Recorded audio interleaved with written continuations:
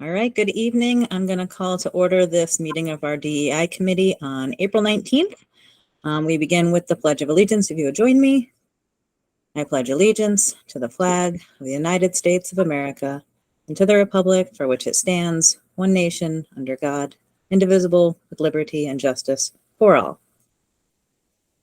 So you've had an opportunity, and maybe take a minute now to look over the minutes from last meeting that were sent out earlier. Let me take a minute and then let me know when somebody wants to approve them. All right, I see Rebecca as approving. Do we have someone to second? To Basai, thank you so much. So we will roll into the reports from subcommittees from there. Hey, Matt, you want to speak to Student Voice? Yeah, sure. So I'll start with Student Voice, and then we can broaden this out to all the committees. They are a little bit later this week, just given two things. One, that this meeting is earlier in the month than normal, but two, also that we are coming off break. So just in all the subcommittees, the reports are going to be a little bit later this month. In regards to Student Voice, the main things, just following up on what we said last time, we were able to reach out, and the teachers that had also completed the form, just about supporting students, because we had a really, really large response. They were enthusiastic and want to support it. So the hope is that we'll be able to do at least one meeting in each building in May, and June might be a little bit tougher, but at least one in May, where we're able to just gather students and do a little bit of an intro and get the ball rolling for folks for next year. So definitely very hopeful about what that's going to look like. And the other thing, this is a very, very soft plug, but just to keep in mind that we have historically done the anti-hate rally in May. This one would be looking at the end of that month. So just stay tuned for more information from that. Students are already underway doing a lot of work in terms of preparation, in terms of planning, thinking in terms of activities, and getting the ball rolling for logistics work as well. Thank you. Did the research subcommittee have an opportunity to meet? Yeah, hi, we did. So I'll report on that. Just a couple things to report out, similar to the small group meetings I think that took place last week. First, Nick Harris reported that we so far have just to remind you, Nick Harris is on the board for the New York State Association of School Psychologists. He's a school psychologist at the high school. And we had sent out to the school psychologists in the state across the board to respond to some survey questions about DEI. And the feedback has been that so far there, at that point, as of last Wednesday, we met on the 12th, there were 75 schools that have responded. But given the fact that it's during the CSE meetings and things like that, we figured that a lot of schools are probably swamped, especially school psychologists, probably is not at the front of their list of to do. So a reminder email went out that same day on the 12th. So we're hoping that once people return to school this week, and as those meetings are wrapping up, that there might be more responses that come through as the year winds down, hopefully. So, but at least it's something to look at. Obviously, we're hoping for more data to come in. And as that comes in, we'll be able to take a look at it in more detail. The second point is that we spoke more about some Language Line possible services. So Language Line is a company that helps to reach the non-English speakers in the district.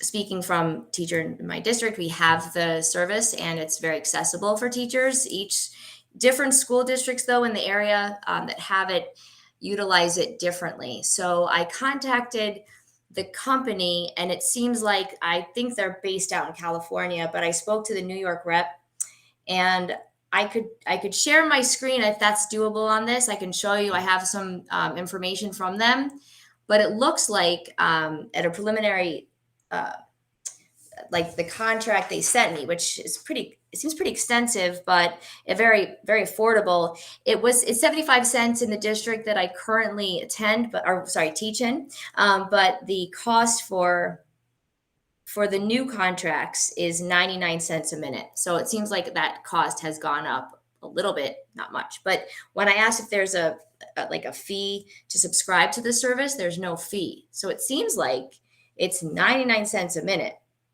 That's about it. I don't know if there's any other. It's pretty turnkey. It's pretty accessible. So just to explain the way it works, it's 24/7 access. And let's say you need to contact a family, you call a 1-800 number that's provided to the building. Each building has a different access code.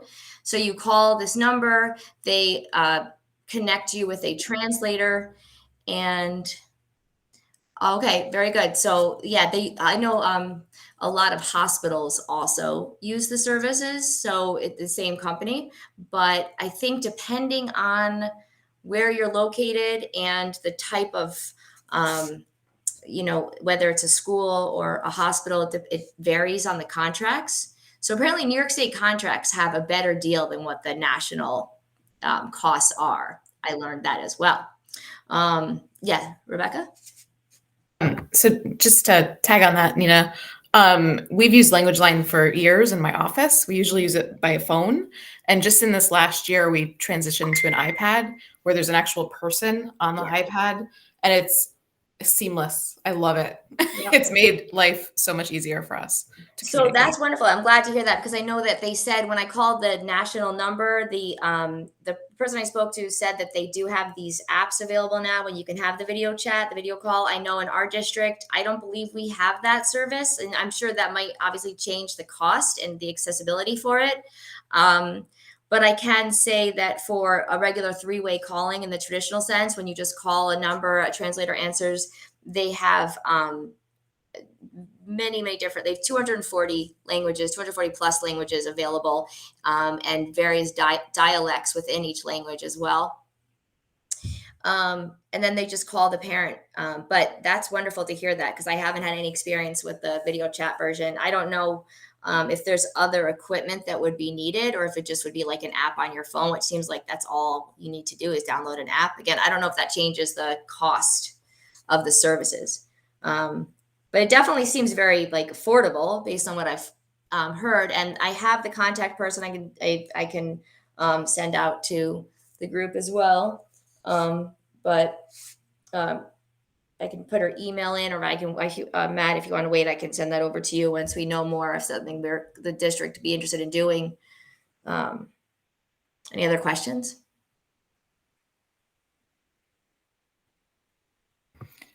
I just was wondering what we currently use. Everything I've heard is that we use Google Translate, which I'm not sure if that is really what, is the best way to reach all the parents. I mean, if you need to, as a teacher, if you need to call a parent, the amount of, things that are lost in translation, and then not to mention parents and families feeling disconnected from administrators and teachers, is definitely an equity problem as I see it. Especially, I mean, so many of our families are in that situation where they don't have the language that they can use to reach out to teachers. And I think that is, I think this is a great service that would make them feel more comfortable. I could be wrong though. That's my understanding, that we use Google Translate. So I'm not sure. Elizabeth? We are about to transition to a new platform for communicating with families called Parent Square. It has 100 languages, not the 250, and it will have some additional capacity. So right now, the messenger service that we use has to come through our communications office, or our principals can do it. But the Parent Square actually is a platform that can be used by teachers as well as everyone up through our communications service. So I would be interested, Nina, in hearing more, because maybe this fills in some other gaps that Parent Square won't. Yeah, we're doing a variety of little things right now, and it's a patchwork. So interestingly, to speak to that, Parent Square is also what we use in my district as well, and it's a it's not the same type of service at all in terms of reaching out to parents in my experience. In fact, there's things I love about it. It is easy for me as a teacher to search for direct messaging on my phone to reach out to parents. If I don't have to go through the portal to find an address. I can easily access them. But as far as I'm aware of, I don't see any way for me to have a direct, like, open verbal communication with a parent, right? Where, yeah, perhaps I can send letters, and I don't know, again, how well a transliteration or translation is done through those services. I've never used that, for that reason. I use it to reach out to parents. But, as far as like the aspect of reaching out to families that don't speak English, I will also say that my experience with a lot of L families is that they feel overwhelmed by these types of programs, and they may still kind of shy away from, even if Parent Square is wonderful, they may shy away from it just out of sheer feelings of overwhelmed and not really knowing how to approach it. And then if the district sends out a message through Parent Square, not all families get it because they're not logging in appropriately. So there's a lot of things that I've seen that the mainstream families have been able to access Parent Square, and I do like it, but I think that some families still have not been able to get all the necessary information from the district if they didn't properly complete the Parent Square guidelines and fill out information that's necessary, because they don't speak the language, they don't know what to do.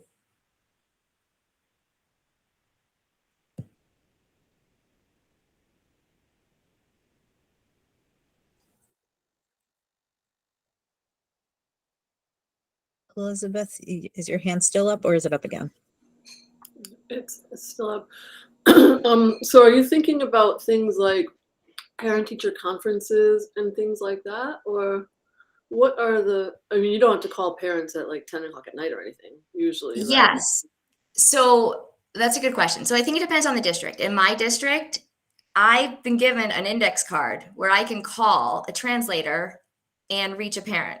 But in other districts, I think specifically Albany School District, from what I hear from my colleagues that teach there, they restrict which faculty member or possibly administrator has that access. So they don't want all of their teachers making those calls. And my experience of just trying to get to the contract, it's interesting that New York has their own price list here. And also, I think that the rep then works with the school district to find whichever service is best suitable for the district. Again, I can speak to my district where any teacher can utilize this service, although the minute rate has gone up slightly from 75 cents to 99 cents for a new contract. But so what is your vision of how it would be used? How would you use it? I'm just trying to understand. If you have, so here's what I was really thinking was, as a person that has worked as an interpreter, here in Albany and everything, in Japanese, I looked into Language Line, and it's very poorly paid for the translator, for the interpreters. It's very poorly paid, and they have to be sitting in their house ready to go at all times, although there might not be any work, which is not very practical for many people. But so the great thing is you can get all kinds of languages. But I mean, if you're trying to set up something like, okay, you've got a family here who's from, whatever it might be, and they're going to regularly, come in and have meetings with, the special education committee or their teacher or whatever it might be, the guidance counselor. I mean, you can create a relationship with a person in the local area who would be the interpreter, or maybe a couple of people who could serve as interpreters if the language is one of the more commonly spoken ones. And you could pay a lot less than $100 an hour for that service from a local person. You said it's 99 cents a minute. Six. Okay, so that's $60. Sorry, math's not that great. So it's $60 an hour, but you could still pay less than that. And you can have a person in the local area that they have like a relationship with because they actually see them in person. So you can have a parent-teacher conference, for an hour, pay less than $60 and have the same person each time. and have them have that confidence of having the same person who knows their, there's like a cumulative effect. They know this family, they know the kid's past, and they know the kid, all sorts of things about the family. So there's that to think about. When it is possible to have an actual person that is consistent, that's a good thing. So, I mean, maybe a mixture could be great. You're not going to find a lot of speakers of, whatever it might be in Guilderland, but, of certain lesser, known languages. But certainly you could find interpreters of, kind of main languages here. And you could have a kind of a mix of ways that you do it, maybe. It's just an idea. What I would do as an interpreter for school districts, including Guilderland, was, if they had things that they wanted to explain about the software or whatever, and, include the parent-teacher conference would include in explaining different things, like a letter that has gone out to all the parents, or, a new system that they're putting into place, or whatever. So that kind of thing can be done just sitting there in person, next to the family.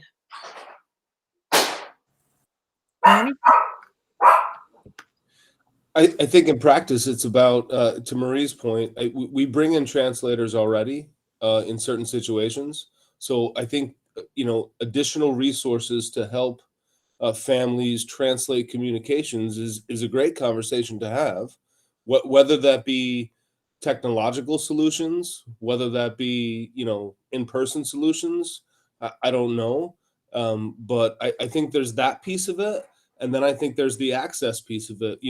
How can these families access those meetings, right? Because is it a childcare problem? Is it a poverty problem? Is it a two-job problem? They can't come to those meetings because they can't access them. So I think that's also part of this conversation.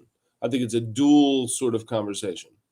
That's just from my perspective from practice. To go off of everyone's point, like the language line, all that is great, but what about like flyers that get sent home? Like, we had Arabic students in my district, and like we tried to send home an AIS letter saying he was going to start receiving services, and he's like, my parents can't read English. So we were like frantically trying to find an Arabic translation for it, and that was difficult. So we also rely on Google Translate for that, and those are like verbatim translations, so it's not always grammatically accurate. And Elizabeth, to your point too, with bringing in translators, like I'm part of a translating agency. And for example, so I work in Schenectady. So whenever Schenectady school needs anyone, like they will contact the translating agency, and that agency will contact me to do any of that of the Portuguese translating that is needed. So I've kind of built a rapport with like the Brazilian families in my district just through working through this agency. So. Yeah, that's great. Yeah, Google Translate can make some real like sort of howler mistakes and everything, but as long as everybody's patient with all that, it could be a stopgap. As long as you're not replacing human interpreters altogether, I think it's great. Human known local people that can come physically, or whatever. In addition to the other stuff, the language, what's it called? Language line. There's some things in the chat that we do a feature on some copier machines that can translate letters and written material. The audit committee recently discussed distributing information on free and reduced lunch in different languages, which is free and available. I know our backpack program is translated into multiple languages. And it's been discussed at the audit meeting. Nina, did you have something else you wanted to add?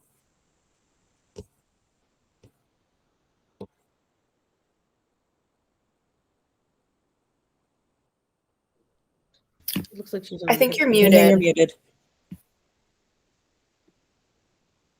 I thought it was me. So Sorry, yes, thank you. Sorry about that. I know what I was going to say is like to Marie's point, I think that Parent Square does cover a lot of those flyers home, and that communication can be addressed that way. I feel like there's two separate issues though. I feel like one is sending home flyers and blanket notifications for families. And the second one is the direct individual personal need to talk to a family today, right? So like in those situations, And because language line, yes, Elizabeth, I agree that for an hour, $100, it definitely adds up. But if it's something that's a quick phone call that I need to reach a family tonight, and I don't have time to arrange for a translator for Arabic or whatever it is, the language that I need that moment, it's something that's at your fingertips, literally, where I think it provides a resource for something that the other named resources such as Google Translate and Parent Square may not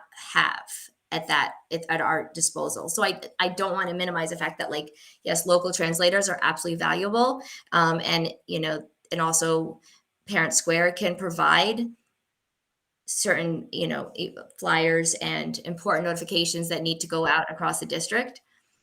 But in terms of the usefulness, if it's something that needs to be done at a more urgent, if the administrator needs to reach a family or something like that, this is something that could be very accessible for the district.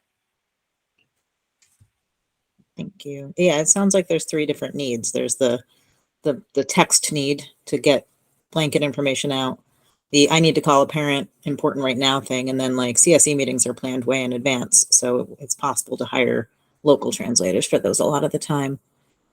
So Marie would like you to share the contact information, and if there's nothing else on here, then we'd be going on to the community engagement. So I'll take this one, and we weren't able to meet this month, largely due to what I suspect was the engagement committee was the day that break started, and also happened to overlap with the day of the cultural fair.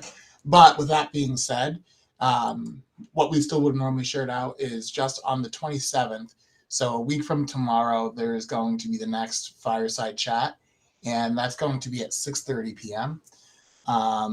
And this is related to it, but I know that a number of PTAs are also pushing that information out. Just yesterday, I think it was yesterday, if not, it was Monday. This week, I was at the FMS PTA meeting, and that was one of the things that got brought up there. And that PTA really, they've been consistently putting out those dates. So it's just, I think that's a great partnership that's already happening.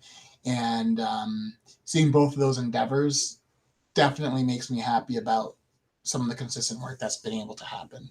So please feel free to post on your own social media. That was actually something that in the last one that we had was brought up about the efficacy of people just using their own stuff. Like if you're planning to attend, just be like, hey, fireside chat, we'll be there. And it goes a long way in addition to district communication that goes out. So 6:30, Thursday the 27th. Public Library, be there. Woohoo. Diane?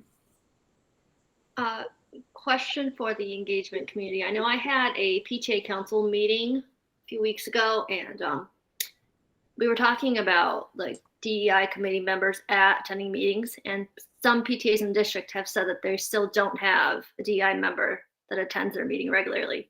I know Linwood is lucky in that we have Lewis come to every meeting, so he's able to give update on the DEI committee, but some PTAs still haven't had anyone show up at all. I mean, I can speak to that. We try to start our meeting with a check-in about who's going where. We have a list, I think. One of the tough parts is that there have been a few people in the engagement subcommittee who've had unexpected things that will pop up. And so we've tried to shift who's going when and where. And right now there are some people who are in 2 buildings. And I think ultimately it's part of the nature of the beast where there's some of that. But it is something that we are definitely conscious of and are actively trying to do. So that point's not lost. That actually was brought up too at FMS when I was there earlier this week. So that one also happens to have consistent presence, but it's something that we're trying to work on.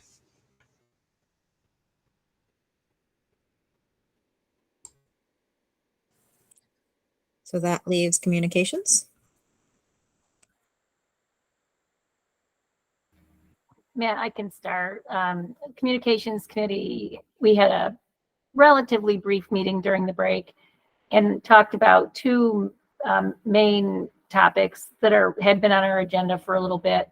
We're trying to update our list of cultural observances dates that were on our website. We were a little behind for the start of 2023, so we went back and updated January, February, March, April, and then we're going ahead to, at least through the rest of the school year, get all of those dates updated. And Patrice Viverito was taking the lead on that. We also, and we didn't come to a conclusion on this, but depending on the calendars you look at, different cultural observances or other important observances are either included or not included. So we talked about, how do we figure out what to include on the calendar? And then the other piece that we talked about was the danger of having so many dates on the calendar could be really confusing for staff to know, so which of these do I need to be mindful of in a way that will affect my planning around assignments or curriculum kinds of decisions and so on. Amy Heralchuk raised that point, and we did not solve that problem. We just acknowledged it, that in the interest of giving a lot of information, sometimes it has the opposite impact of people not knowing what to do with it and getting overwhelmed. So we have to circle back around to talk about that some more. Matt, do you want to weigh in on that? Did I get the essence of that conversation? 100%. And I think that second point is one that we tossed around a couple of different ideas, and I don't think it's a bad idea to get a little bit of info from folks on this call. One of which was, okay, and also why there were stumbling blocks. Okay, let's say we made a one-page list of condensed things. Part of the challenge we ran into is that if we do that, there would certainly be things that we'd be leaving out. And the other part is that folks celebrate different days with different levels of importance, even amongst people who are in the same cultural and religious groups. So that was one of the challenges we had. And I think that it definitely is, on the one hand, super important, and it's also kind of a quandary in terms of making sure that we do it right and do it in a way that's just going to be helpful, because the large list can be overwhelming, and it is something that we have no problem sharing out with faculty and staff so people are aware. But yeah, go ahead, Tiffany. So perfection is the enemy of progress, and if you're trying to do it right, you're not gonna. My suggestion is, and this is a suggestion that I've made to other organizations that are experiencing the same situation, where they're trying to be inclusive of everything and everyone, but are dealing with the overwhelming factors and those types of hurdles. One of the things that I found beneficial of Google Calendars is that you can tag events based on certain markers. So for example, religious dates, and then having specific categories for different religions that you can click on, like Jewish high holidays, Christian high holidays, all of those things, and having it in a database type of format. So if a teacher or an administrator is looking to get information about what's happening in the month, everything doesn't populate into the calendar as one, but they can click on different categories to have that information populate at a time, right? So you can click and then look at all the religious holidays that might be happening. And then you can click on another tag. So like if you separate them by categories and then, put them into a web-based calendar that folks can click on by category, that might lessen the overwhelming piece of it. But I'm also a big proponent of teachers, making curricular decisions based on who's in their classroom, and really looking at celebrating and acknowledging obviously a larger cross section of folks, but really looking at who's in their classroom and being and I think teachers do try to do this, and I'm not saying that they aren't, but really trying to look at who's in their classroom and look at those families and talk to those families of the kids that are in those classrooms and have conversations, get to know you conversations at the beginning of the year. Maybe there's insight that can be gained in the beginning about, what folks celebrate. And you might be surprised at what you find. It might be something that you've never ever heard of that's important to that family. And then just thinking about and having that dialogue. And I often tell organizations to have a disclaimer on how they make their choices. So almost like a methodology, because inevitably somebody's going to say, you didn't pick my stuff to highlight, right? So a part of transparency is explaining to the community how it is that you're making your selections. Because then if they have something that was left out because your methodology may have not picked up on that, leaving that disclaimer open in the bottom to say, if you have something that's important that we're not capturing utilizing this methodology, please reach out to us. So that way we can get more information. So I think it's an iterative process. It's not going to be perfect. And there's always going to be the possibility of excluding. But I think what people really connect with is the fact that folks are thinking so deeply and intentionally about inclusion. And that's something that can be utilized in this instance, in this case. So those are my thoughts on that. Thank you. I agree with you about perfection being the enemy of progress. It's the other with spinning wheels, and that's why we have what we have on the website. So we're like, okay, we want to make sure we have something, and I think, yeah, the methodology part is really important. Maybe that's something we can link into the fireside chats too. But yeah, thank you, Dr. Wiles, for that part. That I think, that covers the essence of it. If other folks have suggestions too, feel free to send us them. So, thank you. That's a really cool feature on Google. Thank you, Tibisai. I just found it all these holidays. So that's literally the only way I organize things, Chris. Well, it's funny. I keep the Alliance calendar of events, and I kind of steer away from all the religious ones, because when you get into all these other and I don't know what all of them mean, so then I'm researching them, and kids are like, what does that mean? And I'm like, oh, best as I can tell, it's the Buddha's birthday. Actually, I think the Buddha's birthday just happened off my calendar. So that leads to membership update. Is that Marie? Yes, it is.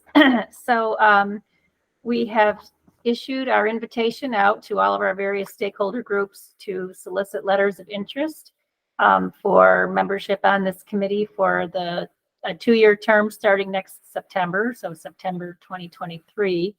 That interest period ends Friday, I guess at midnight, since you can send things electronically. So we sent out some reminders this week. Once people were back from break, we're still looking for some additional responses, particularly from staff and students. We've got a good response from parents. We also are looking for some community members to submit their letters. So I'm just letting everyone know that we have a couple more days to hear from folks. And then from there, it'll be up to the Board of Education to sift through those letters and make some recommendations for who will be on the committee officially in September. And then just so that you know, we do like to invite new members to our June meeting so they can get a feel for being part of the committee. And then we do a little orientation in the summertime. So that's the plan at this point. And I'm happy to take any questions.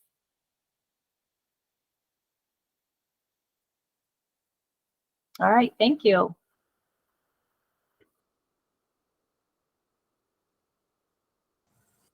Pat, do you have some DEI in action for us?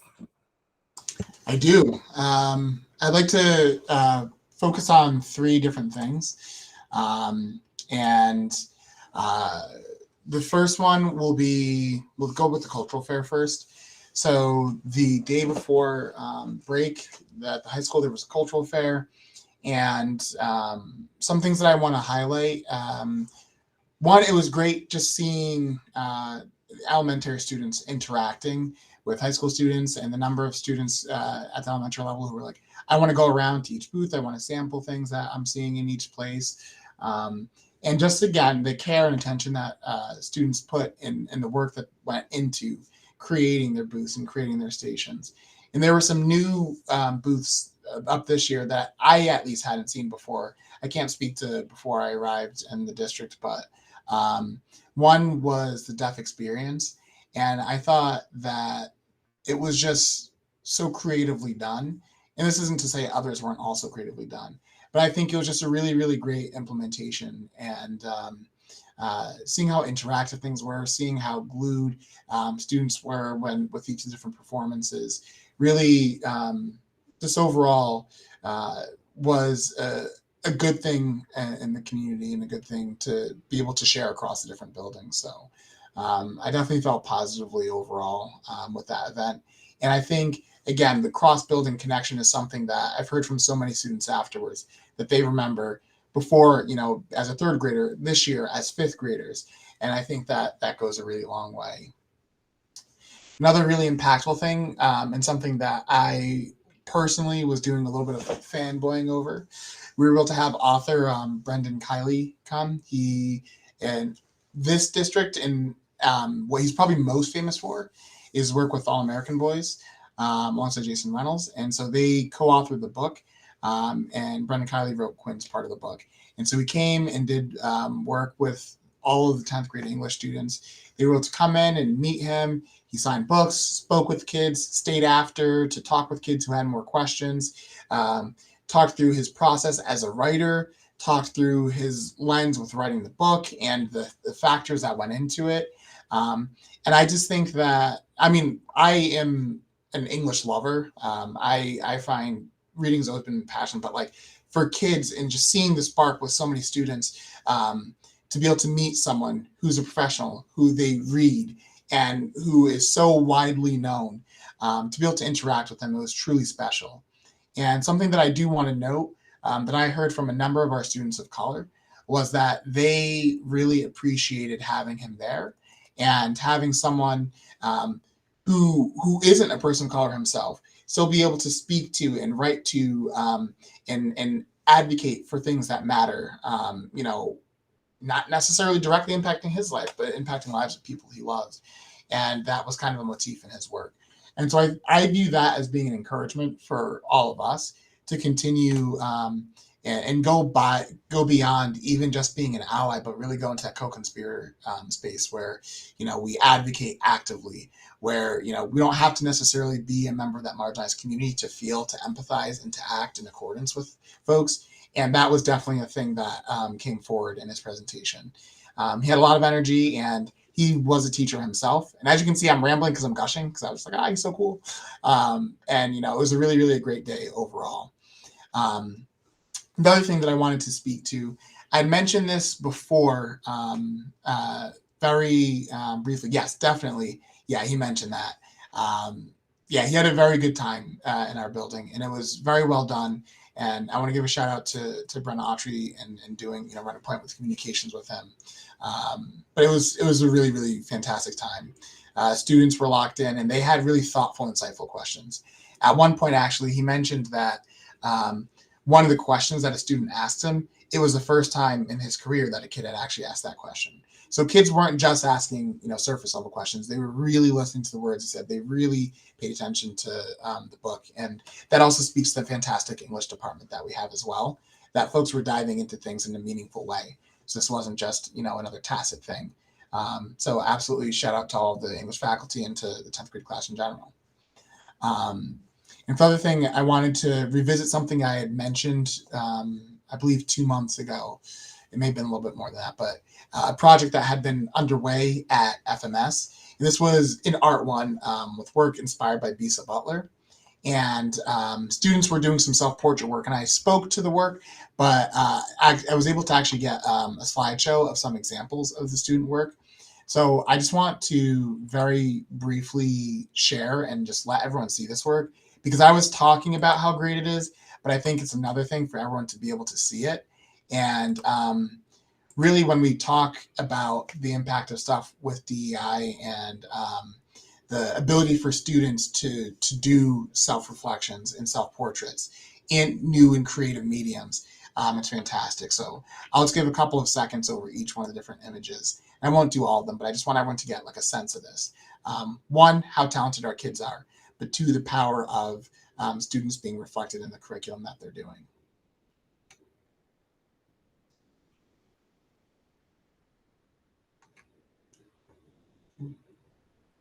I think my computer's going a little slow. Hold on. All right, there we go. Now they're loading.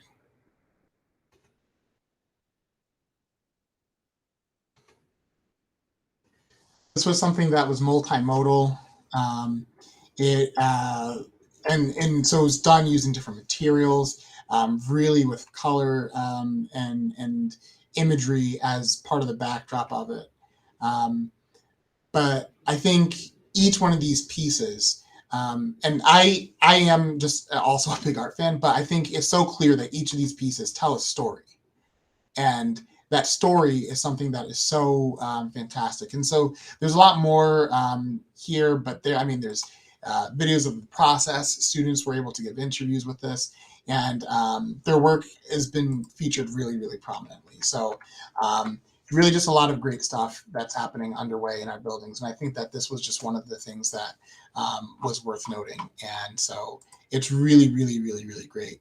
And Raysha is a teacher who we've spoken to a number of times, and I got to see the process and pick her brain about this as well. So yeah, there's a lot of good stuff happening in the district. And I'm just going to jump in. I don't know if you noticed, but Ray sent us a little video of the process.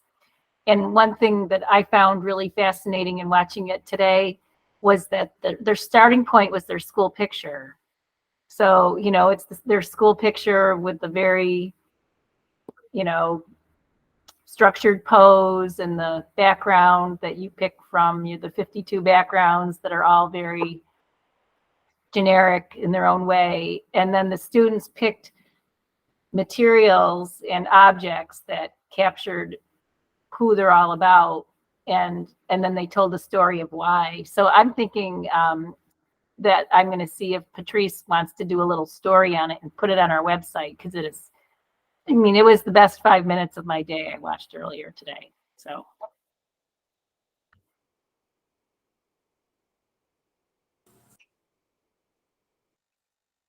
Mike? One of our teachers was able to coordinate a presentation for one of our teams from a special ed teacher to celebrate World Syndrome, Syndrome Day. The Special Olympics game. It was awesome.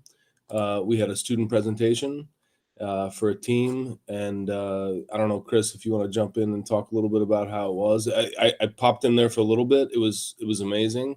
It was a really, really a good day. Yeah, it was a team I work with, and I didn't know it was happening until it was happening. So I didn't get to go, which was a bummer. But yeah, they were gushing after the fact. Like, it's a team that our CSP classroom attaches to. So to be, those kids get a very amazing experience, and I wish that we had the opportunity for more students to have that experience. From that classroom, we often have a lot of students who join Best Buddies and other programs that we have, that they get to interact with students who otherwise aren't in a lot of the mainstream classes. But they had a lot of really positive things to say about meeting Tom Mooney. Yeah.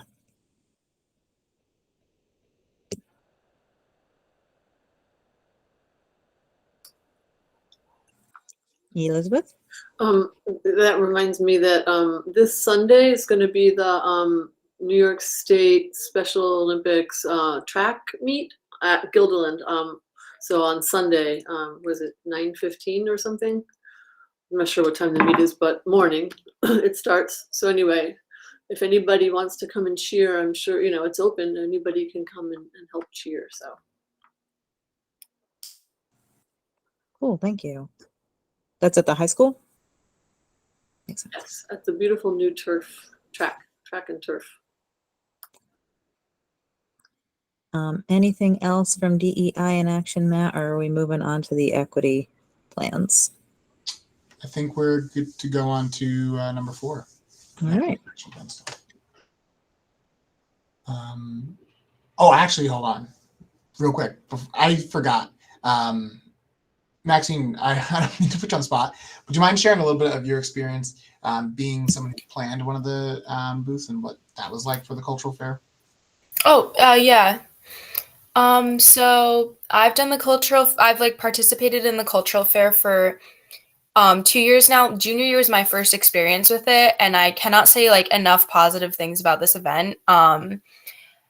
Students get so excited about participation, and other students get really excited to go. I think it's it's one of the most unifying things that we do at our school, because everyone gets a chance to see every booth. Tons of kids show up with amazing food from around the world in their beautiful cultural clothing with posters that them and their friends spent a lot of time making. How a student signs up to host a booth is there's an informational meeting that's mandatory for everyone who wants to do a booth. You submit a Google form of ranking the top 3 countries you'd like to do, and then it goes first come first serve by seniority. So seniors get their first choice, and then juniors, and then sophomores and freshmen. But there's always a booth to do, and if you don't end up getting the booth that you really want, there's a group of students always does an Indian dance. You can volunteer with International Club. There are so many other ways to get involved. And this year we had the 5th graders for the first time, and my cutest, most heartwarming little experience was I had this whole group of 5th graders come up to our booth, and they looked at me and they're we want to try your food. It's our mission to try one thing from every single booth. Please, can we try something? And it's that little kid is and it's these kids are really out there being so kind, and it's really amazing how everyone in the school and in these even these younger kids got the chance to really be engaged, and everyone's all in with such an amazing event. Awesome. Thank you. Yeah, thank you very much for sharing that. And I just remember, when you were sharing that before, I was like, oh no, I have to get you to share that. And yeah, Kylie, that's fantastic. I love it. So really it is a fantastic thing. So thank you. And yeah, your words are what I couldn't. So yeah, we can definitely go on to the action plan component and what that's going to look like. I can start that, and then Dr. Wells, please feel free to fill in. So the most important element of it is that on the board meeting on May 23rd, there'll be a presentation going over a summary of here's what the action plans are like in each building, and here's what you can expect to see over time. One, because it's important, we want to make sure that folks in the community know what's going on, know the results of the audit and the findings. We've already done some initial work with staff, so staff have all seen this, and at different buildings, teams have already started to plan next meetings to be able to reconvene and to do some of this work. In 2 buildings specifically that I was in, there was the talk was about, okay, hey, we got to make sure our teams are back together. And so as a reminder for everyone, the majority of this is some stuff that's going to really be hitting the ground next year. The wrap up that we had in April and May and June is about making sure that staff have input, that the plans, we can adjust them in accordance with what everyone in the building is seeing. And that way we can just really hit the ground running come fall. Is there anything that I missed there? I think that was great, Matt. I'll just say that the goal here is to be transparent. And so our community knows kind of the culmination of the work we've been talking about all year long with Progression Partners and the hard work of our 7 equity teams, and how it will be the blueprint for our work going forward so we don't lose momentum.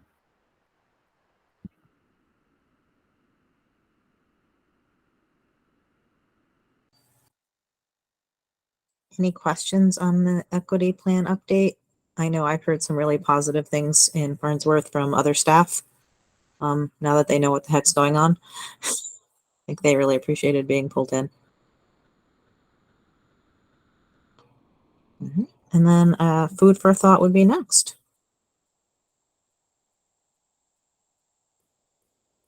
Who's hungry?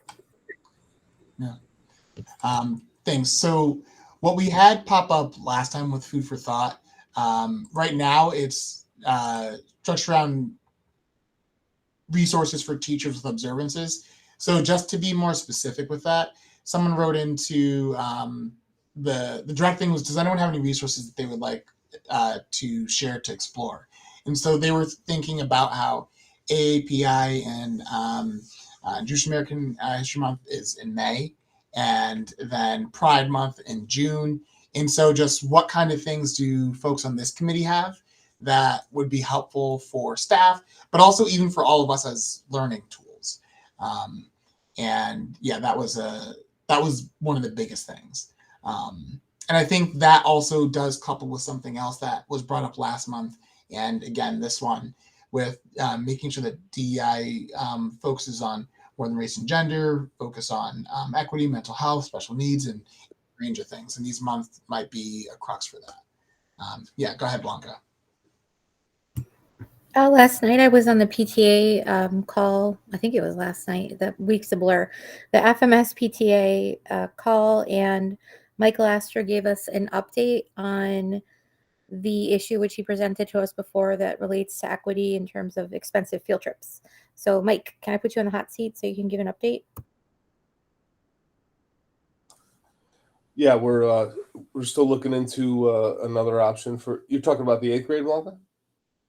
The conversation from that. Yes, Yeah. an alternative to $77 for Great Escape. Yeah, basically, the adventure place that is opening in Cross Gates is not taking any reservations yet, so they won't. They're not able to book a group of our size. So I think we're going to secure Guptill's, which is what we did last year, and then if the other place opens and they're able to accommodate us, we'll see if we can switch. Right now, the Guptill's field trip is still right around $20 or $21, which I think is much more reasonable than $77. Going up to Great Escape, which is weather dependent. There's a lot of factors. I mean, we've talked about it. So, if I'd love the Cross Gates place, the action park. There's a new action park opening up in Cross Gates somewhere, and they're not committing to group rates yet. But if they do, it'd be awesome to go there. If not, I think we're gonna go to Guptill's.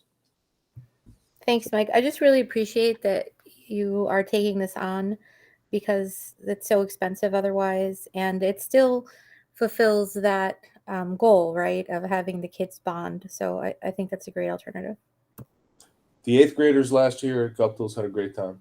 I went over there. I had an ice cream myself. I did not skate. I don't think I will. I don't feel like breaking an ankle, but kids were having fun. I think you should skate.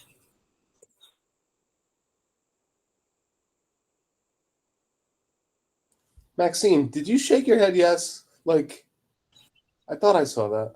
I think Marie shook her head. Yes. I'll come too. I'll skate with you. Maxine, if you're serious, I'll skate. I mean, I've been ice skating since I was little, I but got roller skates. I'll send me the date. Send me the date. I'll do it. Without a doubt. Without a doubt, Maxine.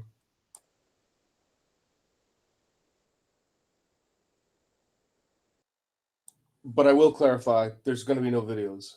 I just want to make sure the comments are clarified with that. So, Mr. Lester, you've got your own roller skates? You must be secretly pretty good at this. No, I got roller blades. My roller skates were retired years ago. However, Okay. I have been known to try to rollerblade and exercise. I actually years ago played a little, rollerblade hockey, that type of thing, but that was like years ago. Maxine, I'm in before you leave.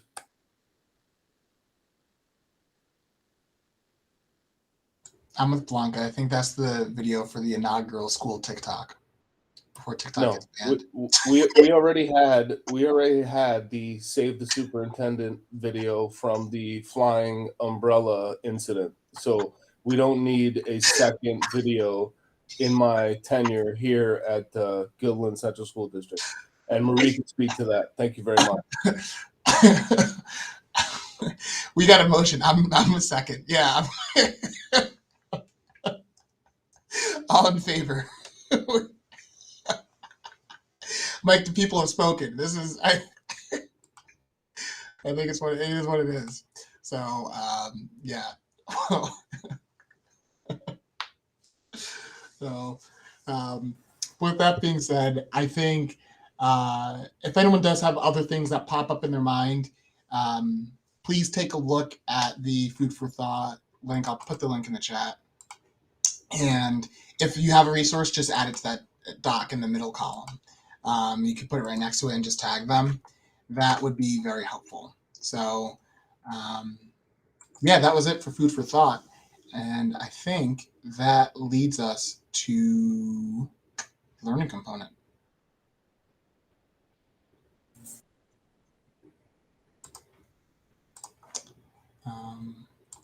Unless anyone had any other thoughts on Food for Thought? No? All right, cool.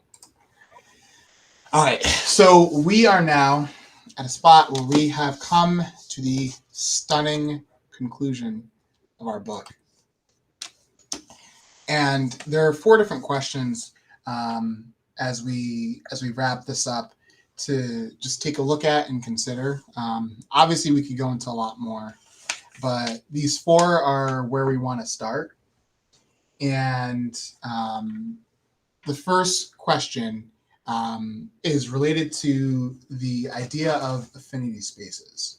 So in the book, the question in the back is specifically about what are your thoughts on racial affinity spaces or safe villages. But I think given some of the conversations that we've had here specifically, we want to look at, what are our thoughts on affinity spaces in general? And for folks who may be watching who haven't read what we've read, I can give a bit of a personal interpretation, but please, anyone, if you have a different view on how you got affinity spaces from this book, feel free to speak to that. You don't have to speak specifically to what I'm saying. When I look at affinity spaces, I think about groups where people are able to be surrounded and feel seen and heard by others who are part of the same marginalized community. So an example would be, and some of the work I do as well, I work with the Black Alumni Association from Clarkson University, which is my alma mater in grad school. Technically it was Union Graduate, but it's now Clarkson. And so in that affinity space, it's Black educators in the capital region in a lot of different areas. And so that affinity space, we have that common link about that factor. Affinity spaces can exist for a lot of different reasons though. And so we wanted to just take a look at our thoughts about affinity spaces, what value they have, the necessity of them, pros, cons, all of the above. We'll start off with Tyann. So I can speak from experience. Actually, we did have affinity spaces, affinity groups a couple of years ago, and we tried them again this year. It was good in that, I was part of the Latinx one in that, we all had the same issues and we all could relate to each other on that level. Especially, specifically, our issue was, when they needed translators in our district, they would just pull us from our classrooms to come translate right then and there on the spot. So that was something that we had in common. That was a same issue that we were able to discuss. But we also realized that there was not, even though we had a large population, of Latinos, for example, in our district, there was only 5 of us in the entire district. So I feel like people are afraid almost to join these and to like kind of label themselves as that because it is a minority. And this year we've had a couple. We had Latinx one, an affinity group, and only 2 of us showed up. And we had a women's one, and there's only 4 of us. As to where, like, just in elementary school, it's primarily women. There's 4, women, like, district-wide. I think that says something. People are just afraid to, like, seclude themselves in that aspect and to put that label on themselves when there's a bigger group.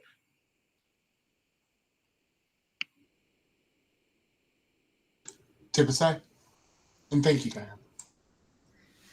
Yeah, I think that sometimes when affinity groups are built, if they're not given a purpose or given some teeth to make actual changes, people are like, "Oh, that's performative.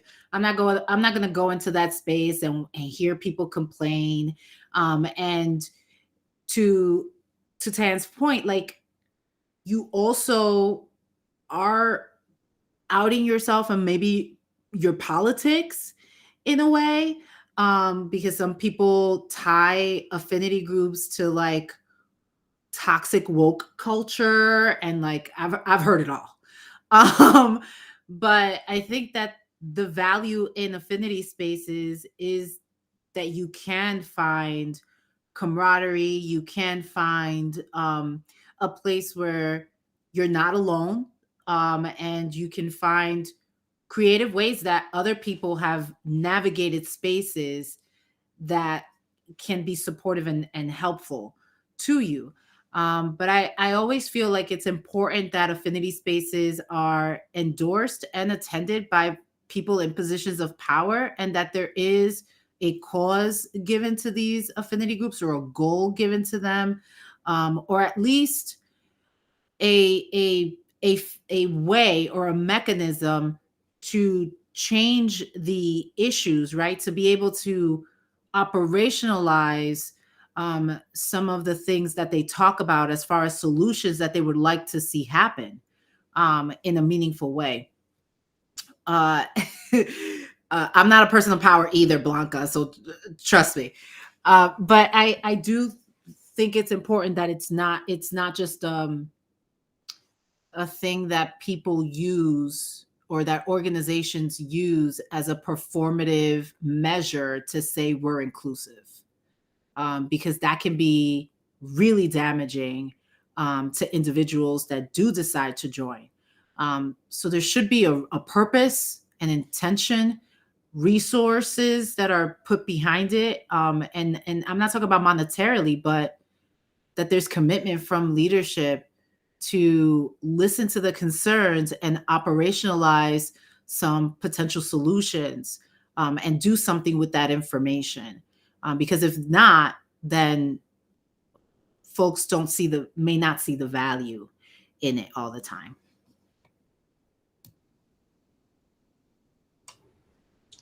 Thank you. I'll interject real quick and then we'll go to Chris. Just to that point, when you mentioned resources and not just being money, I think time is a really valuable resource for it too. And one of the things that has come up in some of the affinity group work that I either have done or am doing is about it being professional development too. So like, can folks get CTLE credit for this? Like, if you have a lot of math teachers gathering together for, math cabinet, like that would be professional development. In this space, is that something that we would see as being professional development? If it's building people's ability to practice in their professional capacity as well, and doing it across a lot of different roles. That's just something when you mentioned resources that I think about that time and then the acknowledgement for some of those other things. But yeah, go ahead, Chris. I was wondering, Tyann, are those affinity groups in Schenectady, is that a top-down thing where the admin decided this was going to happen, or is this a bottom-up? People said, I want to gather with other people who I identify with on some level, because I can imagine that makes a huge difference. I think of like the Alliance being an affinity group that gives my students, and it gives them an opportunity to just hang out. And some days we just hang out, like trying to herd yellow cats, these middle schoolers, and they just want to be with each other. Other days we have an agenda and we plan and do things. And it was really flexible, but I think that's because those groups were formed because students wanted them, as opposed to because adults said we had to have it. So that wasn't there when I was there, Tyann. So I'm curious where that came from. So a couple of years ago, we did them in person. It was it came from our previous superintendent that like kind of delegated, like, we're going to create affinity groups. Here's all the different ones. Join one that relates to you. And then this year we started our DEI committee for the district. And I can't think of who we're working with right now. I can't think of the name of the company, but they have created affinity groups to have like different Google Meets. So I joined that. So I guess ultimately it is only coming from bottom or from top down, sorry. Did you notice that more people participated when they were live versus Google Meets? Because I feel like that could be a big.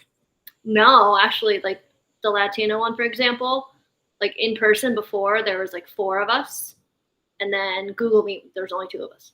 I mean, that's what I would expect. Right. I wouldn't want to participate in the Google version as much as a live one. I mean, I know like the live one, for example, because like I got out of school at 2:15, and then the middle school didn't finish till 3:30. So these meetings weren't until 3:45. So I stayed after because it was important to me. But I know like the majority of elementary teachers didn't want to stay after and go back to school after that time. So that would be part of, that would be your free time, like Matt was saying, with resources. Well, I don't know anyone who wants to stay after that long to. Right. Thank you. Yep.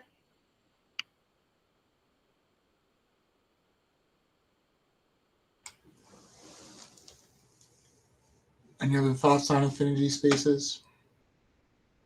Just to verbalize, Nina put in the chat about them being very common in colleges and how can we establish them in school districts.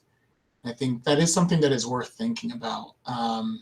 So I definitely appreciate you sharing your experience in them, Tyann. And I can say for myself too, it's super important.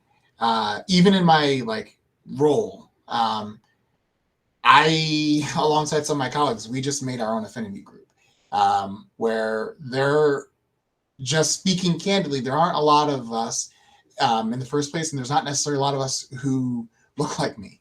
And so we kind of have created our own affinity spaces because it's a necessity, I think, in different capacities. And I know that that's different for each person. So like Tyann, you were mentioning, it's really important to you. For me, it is too. I think for others, there is something to be said for, I don't want this part of my identity to be what is also tied to my professional identity, and people want to keep them separate. Granted, given our fields and specifically what we do, I think it's hard to separate those two things. I would argue with me it's literally impossible to do that, but I think it's definitely something worth considering. And that tension that exists between professional identities and personal identities, I want to lead that into the next question, which was, it has 3 parts, but it's really centered on code switching. I want that to be the main question. So when we look at it, like, what is code switching? And we can think about this from the impact code switching has had on us. And I want you to read that as being you as an individual or you as part of a larger system. And then what impact might this have on our students? So, navigating that tension. And I think that's an excellent point. Amy mentioned local college affinity groups can help serve as mentors to K-12 groups. And that goes to community partnerships and the importance of them. But thinking about code switching, is this something that we see people having to navigate? Is it something that you feel you have to navigate? Maxine? There's this like amazing channel on Instagram, and it's called Smarter in Seconds, and it's by Blair Amani, and they recently did like a video about code switching, and something I found really interesting was the way that her and other creators were saying that code switching is a way of survival for a lot of people.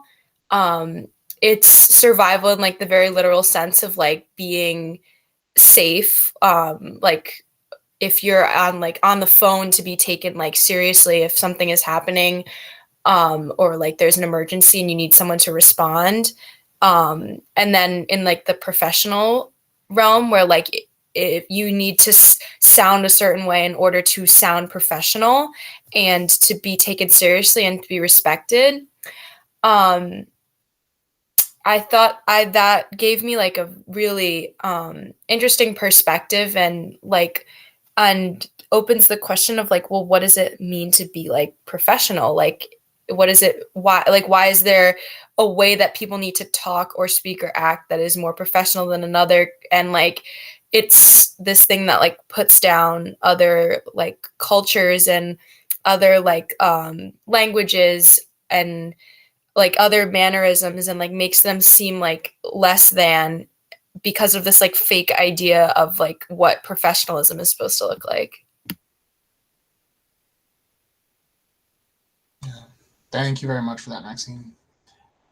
Yes. Tibisai and then Seema. So it's interesting because SUNY had an Hispanic Leadership Institute where they identified Latino professionals. The fact that they were using Hispanic, there was a lot in my brain about that already. But when we got into the professional development portion of it, the person that was leading us was a white passing male Latino.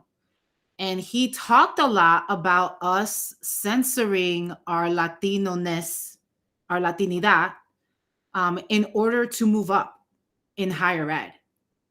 And when I tell you that we were all looking around, especially me, because I challenged him at every turn to the point where one day I got really frustrated and got up and left because I was so enraged with his approach and what he was telling us to do.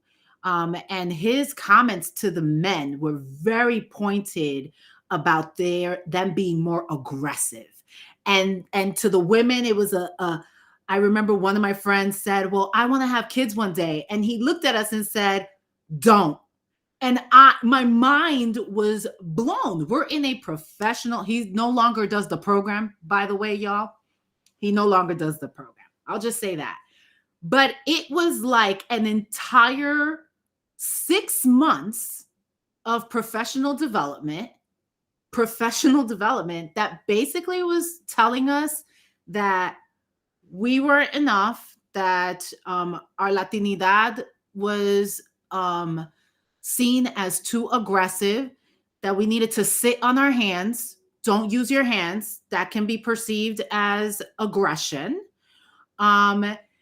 Which I found a research paper on cognitive offloading and how actually when you're utilizing your hands, what you're doing is taking your emotional experiences, and it's another way to offload your cognitive flow so that you can think and process information more clearly. So I literally told him if we sit on our hands, we become robots and are mute, and it actually helps us to process information. There was a whole thing, y'all. But my point is that code switching is very, very real. It is very, very toxic. There are people who are in your own communities who ascribe to respectability type politics that really, really will try to make it so that if you want to get ahead, this is the game. And either you follow the rules of the game or you don't get ahead. And I don't ascribe to that message. I never have. I'm always about, if the table doesn't fit everybody, break the table and create a new table. So yes, I've 100% experienced it in all of my professional life, especially when I was a younger adult and a female at that. There were definitely microaggressions that came my way because, I was a female, and sometimes I didn't know if it was because I was a female or a female of color. And that constant psychological place that you have to put yourself in is very difficult. I worked in career and professional development at University at Albany, and I remember I went natural for my hair, and when I started the job, I started straightening it again because I'm like, oh, I'm going to be in front of all of these like big corporations and I'm going to be the concierge for them. So I want to make them comfortable. And also, I'm a taller woman. I know you can't tell by our little boxes, but I'm 5'10". And some of you that have met me have said to me, oh, I didn't know you were that tall. My size, even my size as a woman, has been deemed as aggressive. Just my size. And it only was through the affirmation of affinity spaces that I was able to say, I'm going to be myself. I am going to not straighten my hair. My hair is going to be curly. And when somebody tries to make me feel some type of way about my height, I am going to have 6-inch heels in my office, and I will put them on and be my full tall self, and look at the top of their heads and make them uncomfortable. So code switching definitely is a thing. It's affected me in a lot of ways, and I feel for my daughter sometimes because I see how she has to code switch having ADHD. I feel like her code switching looks very different from mine. Like she has to contain herself at school. And I feel like some of these medications, believe it or not, like do that. And we're not talking about code switching in those ways, but I've thought about that a lot. How the medication helps to contain a part of her within settings because that setting isn't conducive to how she is or how she's wired naturally every day. And how when she comes home and she's coming off of the medicine, it's like she falls into who she actually is and it just explodes everywhere. And it's a lot. But yeah, those are some of my thoughts on code switching. Sorry, I went on a rant. You triggered me, Matt. My bad.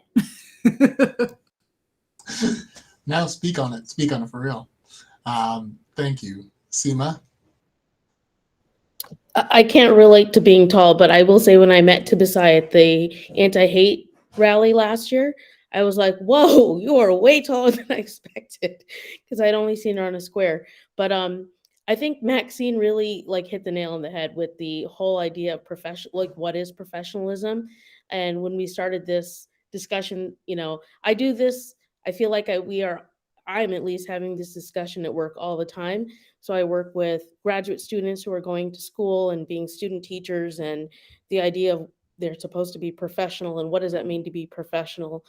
And I do also agree with Maxine about the idea of a survival skill, to stay in the spaces that you want to be in and to work your way to where you want to be. But then once you're there, I would hope, I think this about myself, I would hope that others would, is that you try to change what that idea is of professionalism, that are continuing to be barriers for other people.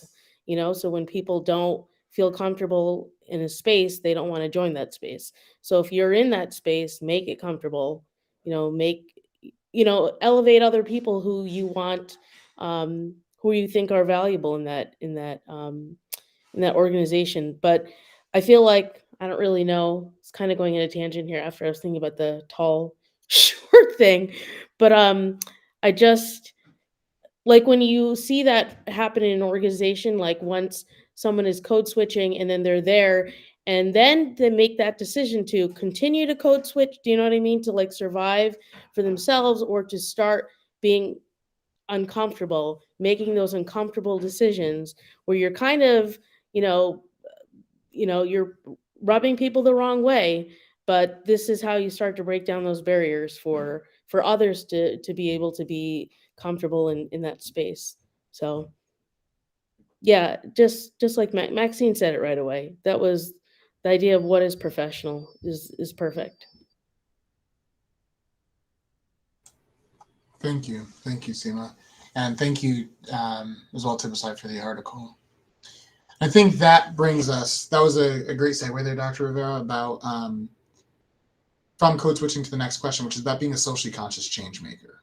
And this being something that we need to make sure we, it's not a passive process.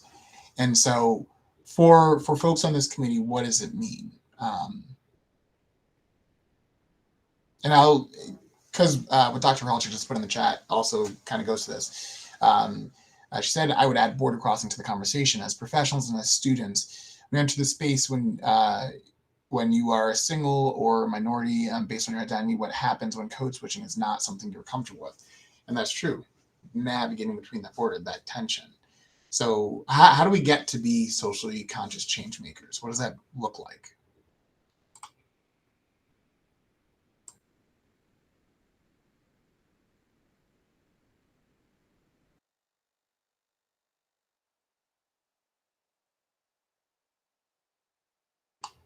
Yeah, Tibisai, go ahead. I think vulnerability feeds authenticity, and understanding and figuring out what you're willing to lose in order to put truth out into the world. And they often say that the bravest person in a movement is the second person that joins the first. But somebody has to be the first. So I think figuring out where you want to be within a particular cause and how you want to support that cause. I've talked to a lot of people that choose to be the first change agent. And then I've talked to folks that are the second ones that build that momentum, right? And then I've talked to folks who contribute to those movements in different ways. It may not be being at the front of them, but it might be funding them, or it might be providing support for them. So I think it's being introspective about where you are in your own life, and then making decisions based on what you are willing or not willing to do, and what causes you're willing to lose something for, and you know what gains you hope will happen. I think I do this work from a thought process that the change that I want to see today is not necessarily something that I am going to see. I'm hopeful, but it might not be something that I'm going to see. But that's okay, as long as I'm helping towards what's going to happen later on. Because I think I've said this to this group, somebody had to dream of me in order to survive so that I could be here. You know, I'm a descendant of slaves and conquistadors. But that slave had to survive and had to hold on to the hope that one day their legacy would be that, you know, their family that comes after them would not be in that same position. So I hold on to that hope that I am contributing to a better tomorrow, even if I don't get to see it. My surviving today and my fighting today in itself is resiliency and brilliant. And we can never forget that. Because if we forget that, we become cynical. And if we become cynical, we stop moving forward. Thank you.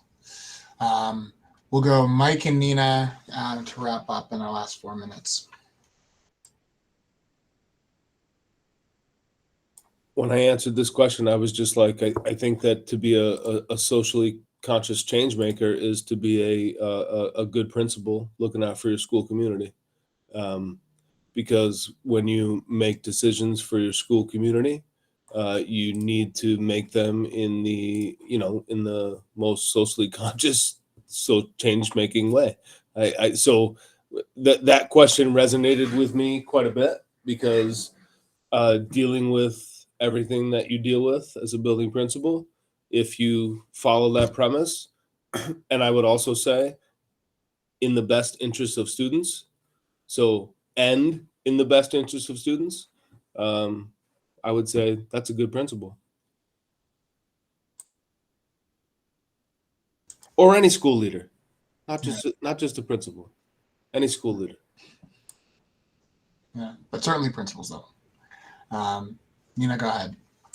Yeah, I just want to say that I think to look at the challenge to societal norms is something that is bigger than just, you know, a small group of people. Obviously, it's got to be transformative across the board. So how to empower students to understand that they can make those changes. And I think that, you know, I think so much of it is not even like a conscious decision. I wonder how much of that, you know, is just something that is automatic at this point because of being driven into people in society, and how to break through those norms is the question. I think that I'm curious about myself, because I think that that's just an automatic human response to fit into society, you know, that we do.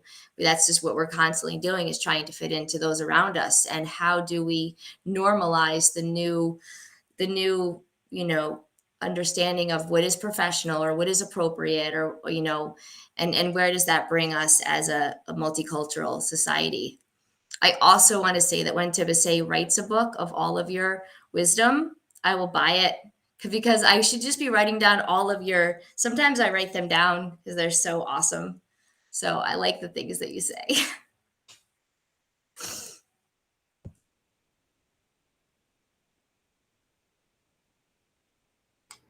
Thank you.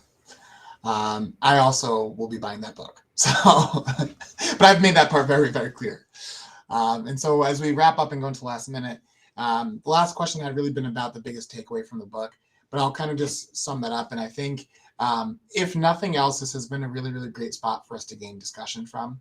And what I loved about this book, aside from it feeling accessible from a reading standpoint, is that there was stuff that everyone on this committee agreed with and disagreed with.